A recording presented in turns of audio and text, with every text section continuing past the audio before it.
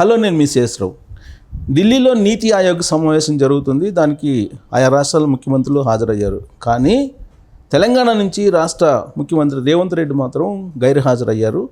రాష్ట్రంలోనేమో budget మీద రకరకాల అభిప్రాయాలు వ్యక్తం అవుతున్న తరుణంలో అసలు తెలంగాణలో ఆర్థిక పరిస్థితి ఏంటి, ఏం జరుగుతుంది అనే దాని మీద విశ్లేషణ తీసుకునేటువంటి ప్రయత్నం చేద్దాం. ప్రస్తుతం మన దగ్గర Telangana water resource development corporation మాజీ చైర్మన్, అలాగే ఇంటలెక్చువల్ సెక్టార్ ప్రత్యేకించి తెలంగాణలో అన్నిటి మీద పూర్తి అవగాహన ఉన్నటువంటి వాళ్ళు కొద్దిమంది ఉంటారు. అలాంటి వాళ్ళు వి ప్రకాష్ గారు ఒకరు. ఆయనతో ఇంటరాక్ట్. సార్ నమస్తే. నమస్తే సార్, తెలంగాణ అంటేనే మీరు గుర్తొస్తారు. Thank you. ఎందుకంటే టీఆర్ఎస్ ఫౌండర్ కూడా మీరే కాబట్టి. ఎస్. సో ఇప్పుడు ఉన్నటువంటి పరిస్థితుల్లో రేవంత్ రెడ్డి ప్రభుత్వం ఏంటి అనేది ఒక ప్రశ్న వస్తుంది.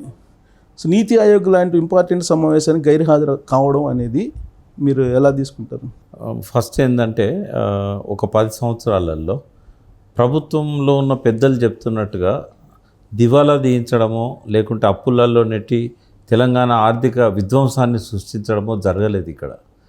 అసలు మొత్తం స్వాతంత్ర అనంతర ఆంధ్రప్రదేశ్ చరిత్ర కానీ తీసుకున్నట్టయితే ఒక కంఫర్టబుల్ పొజిషన్లో స్టేట్ని తీసుకొచ్చి పెట్టిన మొదటి ముఖ్యమంత్రి కేసీఆర్ గారు. మనకు అంతకుముందు కొంత వెంగళరావు గారి పీరియడ్లో కొంత కనబడుతుంది. మంచి ఎకానమీని బూస్టప్ చేసి ఇండస్ట్రియలైజేషన్ చేసి ఎక్కడ అవసరమో అక్కడ ప్రాజెక్టులకు కొంత అవకాశాలు ఇచ్చి చేసింది వెంగళరావు గారు. వెంగళరావు గారి తర్వాత మళ్ళీ చాలా కాలానికి అది కేసీఆర్ దగ్గర మనకు కనబడ్డది. ఉమ్మడి రాష్ట్రంలో చంద్రబాబు, రాజశేఖర రెడ్డి గారు కూడా కొంత ప్రయత్నం చేశారు. కానీ వాళ్ళు ఒక కంఫర్టబుల్ ప్లేస్లో ఎకానమీని పెట్టలేకపోయారు. కేసీఆర్ గారు పెట్టిన దానికి సాక్ష్యాలు స్టాటిస్టిక్స్. ఇవాళ మొన్న చంద్రబాబు నాయుడు గారు కూడా తెలుగుదేశం కార్యకర్తల సమావేశంలో మాట్లాడుతూ తెలంగాణను మొదటి స్థానంలోకి తీసుకెళ్లారు. ఇవాళ తలసరి ఆదాయము భారతదేశంలో తెలంగాణ నంబర్ 1గా ఉంది అని అన్నారు. ఇంకా అంతకంటే రుజువేం కావాలి? చంద్రబాబు నాయుడు ఏ కాన్సిక్వెన్స్లో చెప్పారంటే తాను తయారు చేసినటువంటి విజన్ ఏదైతే అది ఏదైనా కానీ నడిచారు. గవర్నమెంట్ విధ్వంసం సృష్టించలేదు. Government is government. అయితే చంద్రబాబు నాయుడు గారు ఎకానమీని డెవలప్ చేయడానికి చాలా ట్రై చేశారు. ఆయన పీరియడ్లోనే కొంత ఈ ఐటీ కానీ ఇట్లాంటివన్నీ మొదలైనాయి. కానీ దురదృష్టవశాత్తు ఆయన కంటిన్యూ కాలేకపోయారు. రాజశేఖర రెడ్డి గారు వచ్చాక ఆయన ఎక్కువగా రూరల్ సైడ్ ఆలోచించారు. జలయజ్ఞం ప్రాజెక్టు టేకప్ చేశారు. కానీ పంటలకు నీళ్ళు ఇవ్వకముందే ఆయన చనిపోయారు. ఆ తర్వాత వచ్చిన వాళ్ళు కిరణ్ కుమార్ రెడ్డి, రోషయ్య గారు, వాళ్ళ చేతిలో బడ్జెట్లో డబ్బులు లేవు, వాళ్ళకి చేయడానికి విజన్ లేదు. వాళ్ళు తొందరగానే వాళ్ళు కూడా ఏం చేయలేకపోయారు. కేసీఆర్ గారు వచ్చేసరికి ఆర్థిక పరిస్థితి ఎట్లుందంటే విడిపోయిన తెలంగాణ దాదాపు 59,000 కోట్ల రెవెన్యూ రాబడులు ఆనాడు ఉండేటివి. అంటే అదర్ దెన్ గ్రాంట్స్ కావచ్చు, అదర్ దెన్ హెచ్ఎండిఏ భూముల అమ్మకాలు కావచ్చు, ఇవన్నీ పక్కకు పెడితే నికర ఆదాయము అన్ని సోర్సెస్ ద్వారా, ట్యాక్సెస్ ద్వారా విడిపోయిన తెలంగాణకు 59,000 కోట్లు ఉన్నది ఆ రోజు. ఇవాళ ఆయన ఎప్పుడైతే పోయిన డిసెంబర్లో పదవీచ్యుతుడైనాడో అప్పటి నుంచి మనం కంపేర్ చేసినట్టయితే రేవంత్ రెడ్డి గారు వచ్చే నాటికి ఉన్న పరిస్థితి చూస్తే 2 లక్షల కోట్లకు పైన రెవెన్యూస్ అనేటివి వచ్చినాయి. అయితే ఈ 10 ఏళ్ల కాలంలో ఆయన చేసింది ఏంటంటే అప్పులు చేసి ప్రొడక్టివ్ సెక్టర్లో వాటిని ఖర్చు చేశాడు. ప్రణాళిక పెట్టుబడులు పెంచారు. ఇప్పుడేమవుతుంది, ఒక కంఫర్టబుల్ పొజిషన్లో ఉన్న స్టేట్ని అనవసరపు హామీలతోని 6 గ్యారంటీలు, 13 హామీలు, 420 ముచ్చట్లు, వీటన్నిటితో ఏం చేశారంటే అసలు అభివృద్ధి అనే దానికి ఆస్కారమే లేకుండా వచ్చిన డబ్బులు వచ్చినట్టు ట్రెజరీలో నుంచి, అదేవిధంగా కొత్తగా అప్పులు చేసి ఈ డబ్బులన్నీ కూడా సంక్షేమ పథకాల కోసం పెడుతున్నారు. కానీ ఇక్కడ బడ్జెట్లో 7 లక్షల కోట్ల రూపాయలు అప్పు ఉందని చెప్పి చెప్తున్నారు. కానీ అది 7 లక్షల కోట్లు కాదు అనేది హరీష్ రావు చెప్తున్నాడు. ఏది నమ్మాలి? అంటే బడ్జెట్లో మీరు ఎకనామిక్ సర్వే కానీ మొన్న బడ్జెట్ పేపర్లో కానీ సంక్షిప్తంగా చూసినట్టయితే 6 లక్షల పైచిలుకు, 6 లక్షల కోట్ల పైచిలుకు ఇది అప్పు అందులో చూపెట్టారు. అందులో 75,000 కోట్లు పాత గవర్నమెంట్ చేసిందే. అంటే ఆంధ్రప్రదేశ్ అప్పు చాలా ఎక్కువ ఉండే, డివిజన్ అయింది కదా. తెలంగాణ వాటాగా 75,000 కోట్ల అప్పు వచ్చింది. చాలామంది తెలియక, ఈవెన్ జయప్రకాష్ నారాయణ గారు కూడా ఒక ఛానల్లో చెప్తున్నారు, మిగులు రాష్ట్రంగా ఉన్న తెలంగాణ విడిపోయినాడు అని. అవును, అది జయప్రకాష్ నారాయణ గారు చెప్పడం కదా, అనేక సందర్భాల్లో కేసీఆర్ చెప్పాడుగా మిగులు రాష్ట్రం మంది. మిగులు రాష్ట్రం అంటే మనము క్రైటీరియా ఆ రోజు చూసినట్టయితే జూన్ 2, 2014 75,000 కోట్ల అప్పు ఉన్నది. అది మిగులు రాష్ట్రం ఎట్లయితుంది? మిగులు రాష్ట్రం అని ఎందుకు అంటున్నామంటే ఇక్కడి వనరులను, ఇక్కడి ఖర్చులు ఇవన్నీ కంపేర్ చేసినప్పుడు మనం సర్ప్లస్లో ఉంటాము అనేది ఒక భావన. ఓకే, అది రుజువు కాలేదు ఇక్కడ. సరే, సంపన్న రాష్ట్రం అని కూడా ఎందుకంటున్నాడు? ఒకవేళ మనము గతంలో జరిగినట్టుగా అరకొర అభివృద్ధి కనుక చేసినట్టయితే మనకు ప్రతి సంవత్సరం డబ్బు మిగులుతుంది, మన సంపన్న రాష్ట్రం అవుతుంది. కానీ కేసీఆర్ గారి ఆలోచనలు ఎట్లుండేది? 3 రూపాయలు వస్తే 7 రూపాయలు ఎట్లా ఖర్చు పెట్టాలని ఆలోచించేవాడు. అయితే ఆయన చేసిన గొప్ప పని ఏంటంటే ప్రతి రాష్ట్రం, ప్రతి దేశం అప్పులు తెచ్చుకుంటుంది, కానీ ప్రొడక్టివ్ సెక్టర్కి, క్యాపిటల్ ఎక్స్పెండిచర్కి ఎంత పెడుతున్నారు అనేది ఇంపార్టెంట్. ఆ విషయంలో కేసీఆర్ గారిని అభినందించాలి, ఎందుకంటే ఆయన సంపద సృష్టించాడు. సృష్టించకపోతే వరి ఉత్పత్తిలో 50 లక్షల మెట్రిక్ టన్నుల నుంచి 3 కోట్ల మెట్రిక్ టన్నులకు వరి ఉత్పత్తులు పెరిగింది. అంటే ఈ 6 times పెరగడానికి కారణము ప్రాజెక్ట్స్. ఒకటేమో మిషన్ కాకతీయ ద్వారా పాత జలవనరులన్నింటినీ పునర్నిర్మాణం చేశాడు. అదివరకు మీరు జర్నలిస్ట్గా చాలా కాలం నుంచి ఉన్నారు కదా, రాత్రి భారీ వర్షం 100 చెరువుల గండి అని హెడ్డింగులు కనబడేది పేపర్లలో. ఈ 10 ఏళ్లలో ఒక్కసారి కూడా అటువంటి హెడ్డింగ్ రాలేదు. ఒకవేళ చెరువు దేవుతా, ఒక్క చెరువు దేవుతుంది. అయితే అంత పటిష్టంగా చేయడానికి 9,000 కోట్లు మిషన్ కాకతీయ మీద పెట్టారు. అది దానివల్ల మనకు ఫలితము 10 రెట్లు ఎక్కువ వచ్చింది. పంటలు పండాయి. అంటే అంతకుముందు 2.5 లక్షల నుంచి 5 లక్షల ఎకరాలకు మధ్యలోనే చెరువుల కింద పంటలు పండేది. ఈ మిషన్ కాకతీయ తర్వాత 15 లక్షల ఎకరాలకు తీసుకుపోగలిగాం. ఇంకా ఆపాము. వాస్తవంగా చెప్పాలంటే ఓన్లీ 28,000 చెరువులు కుంటలే రిపేర్ అయినాయి. ఓకే, వాళ్ళు చెప్పిన 46,700 పైచిలకు కాలేదు. అవన్నీ చిన్న చిన్న చెక్ డ్యామ్స్ కానీ ఇట్లాంటివి, అవన్నీ కూడా కంప్లీట్ చేస్తుంటే 25 లక్షల ఎకరాల ఆయకట్టు వస్తుంది చెరువుల కింద, చిన్న వనరులకి. ఆ విషయంలో ఎప్పుడు కూడా కామెంట్స్ రాలేదు, ఎందుకంటే మిషన్ కాకతీయ మీద. బట్ కాళేశ్వరం మీద అది మీకు క్లారిఫై చేస్తాం.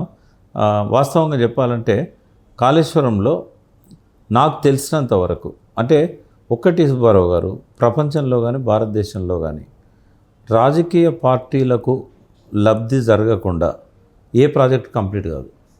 Take it as granted. ఇది నగ్న సత్యం. మనం వాస్తవాలు మాట్లాడుకుందాం. అయితే ఈ పట్టుకోవడం అనేది ఎవ్వరి తరం కాదు. సుప్రీంకోర్టు చీఫ్ జస్టిస్ని ఎంక్వైరీ కమిషన్ వేసినా కూడా ఈ నీటిపారుదల ప్రాజెక్టులలో కానీ, రోడ్డు డెవలప్మెంట్ ప్రాజెక్టులలో కానీ, మట్టి పనులలో కానీ అవినీతి అనేది పట్టుకోవడం అనేది సాధ్యం కాదు. ఆ చిత్తశుద్ధి పాలకులకు ఉండాలి తప్ప ఇవి ఎంక్వైరీలకు అందేటి కాదు. ఎందుకు అంటే ఎవ్రీథింగ్ ప్రొసీజర్ ప్రకారమే నడుస్తుంది. ఎస్ఎస్ఆర్ రేట్లు అనేటివి ఉంటాయి. ఈ సంవత్సరం స్టీల్ది ఎంత పెరిగింది, సిమెంట్ ఎంత పెరిగింది, లేబర్ ఛార్జీలు ఎంత పెరిగినాయి, ప్రపోర్షనేట్గా మనం పెంచాలి. ఎవ్రీ 2 yearsకి ఒకసారి ఆ కమిటీ కూర్చొని, ఆ కమిటీలో ఇరిగేషన్ నుంచి, R&B నుంచి ఇంజనీర్లు అందరూ కూర్చొని రేట్లు ఫిక్స్ చేస్తారు. ఆ ఫిక్స్ చేసినప్పుడు తర్వాత ప్రాజెక్ట్ రిపోర్ట్లు వచ్చినప్పుడు ఆ రిపోర్ట్లలో వేరియేషన్ ఉంటుంది. ఒరిజినల్ డిపిఆర్కును ముందు ఇచ్చిన దానికి అది కూడా వ్యాప్కోస్ ఇస్తుంది. ఇక్కడ మన గవర్నమెంట్లో ఉన్న ఇంజనీర్స్ అంతా కలిసి డిపిఆర్ ఫైనల్గా తయారు చేసేటప్పుడు వ్యాప్కోస్తోనే మళ్ళీ చేయిస్తారు. ఈ వ్యాప్కోస్ ఇచ్చిన ఫస్ట్ రిపోర్ట్కు డీటెయిల్డ్ ప్రాజెక్ట్ రిపోర్టుకు కూడా వ్యత్యాసం ఉంటుంది. కాళేశ్వరంలో కూడా అట్లాగే జరిగింది. మేడిగడ్డ 1,800 కోట్లు అనుకున్నది 3,000 కోట్లు దాటడానికి కారణం ఏంటంటే డిపిఆర్లో ఆ వ్యత్యాసం కనబడ్డది. అయితే ఇవేవి కూడా దొరకవు ఏ ప్రాజెక్ట్ అయినా. సపోజ్ 13% కాంట్రాక్టర్కు లాభం పెట్టాలి, అది రూల్. వారు ఊరికే చేయడు కదా కాంట్రాక్టర్. తర్వాత కొన్ని 100 కోట్లు ముందు పెట్టుబడి పెడతాడు. మన వాళ్ళు బిల్స్ ఎప్పుడు ఇస్తారు? 2 ఏళ్ళు 3 ఏళ్ళు. కాబట్టి కాంట్రాక్టర్కు 13% బెనిఫిట్ ఉంటుంది ఏ ప్రాజెక్ట్ అయినా. ఇటువంటి భారీ ప్రాజెక్టులలో ఎస్ఎస్ఆర్ రేట్లలో గుర్తుపట్టలేనంత వ్యత్యాసంతో ఎన్హాన్స్ చేసుకుంటూ పోవడం ఒకటి, ఎస్ఎస్ఆర్ రేట్లే ఎక్కువ చూపెట్టడం ఒకటి. సపోజ్ ఒక వాల్వ్ కాస్ట్ ఉంది మిషన్ భగీరథ, వాల్వ్ కాస్ట్ 7,000 అనుకుందాం. అది నువ్వు 15,000 పెట్టినా 20,000 పెట్టినా దాన్ని ఎవరు పట్టుకోలేరు. ఎందుకంటే ఇవి ఇంపోర్టెడ్ ఉంటాయి.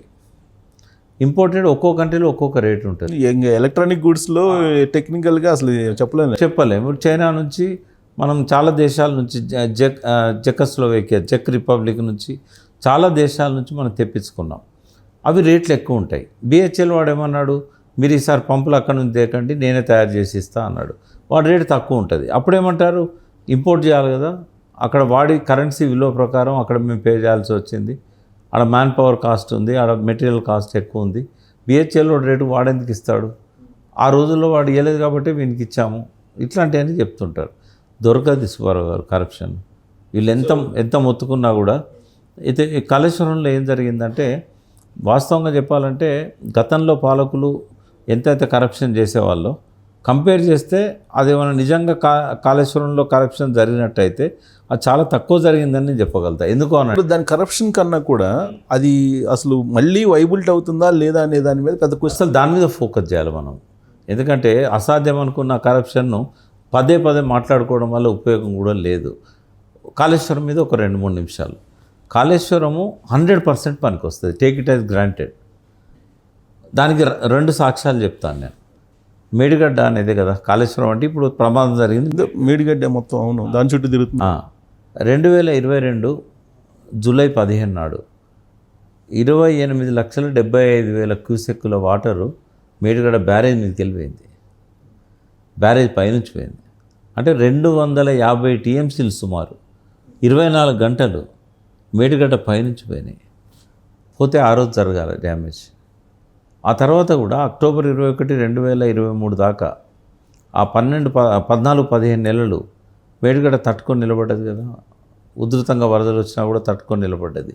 అంటే ఒకవేళ నాసిరకమైన నాణ్యత లేని ప్రమాణాలు పాటించని మెటీరియల్ కనుక వాళ్ళు వాడి ఉంటే అసలు ఫస్ట్ వరదలకే మేడిగడ్డ కొట్టుకపోయేది.